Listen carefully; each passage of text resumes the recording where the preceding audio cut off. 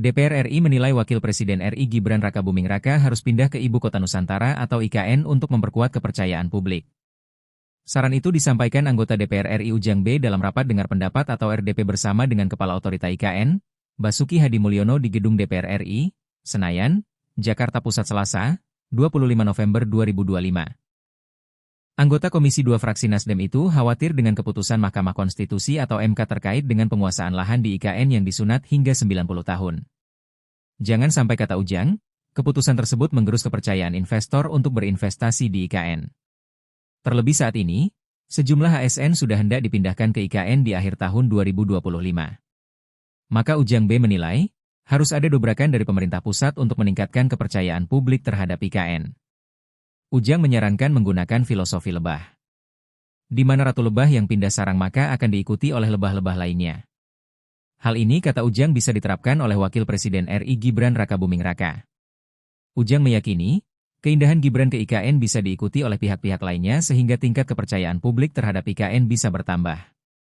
Sementara itu, pemerintah akan memindahkan 4.100 aparatur sipil negara atau ASN di akhir tahun 2025 itu. Hal itu dipastikan Kepala Otorita IKN, Basuki Hadi Mulyono saat rapat dengar pendapat atau RDP bersama DPR RI pada Selasa, 25 November 2025.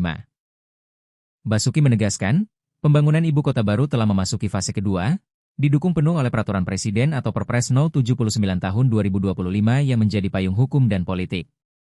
Dengan target menjadi ibu kota politik pada 2028, IKN kini bergerak dalam kecepatan tinggi, tak hanya pada infrastruktur fisik tetapi juga regulasi dan ekosistem sosial.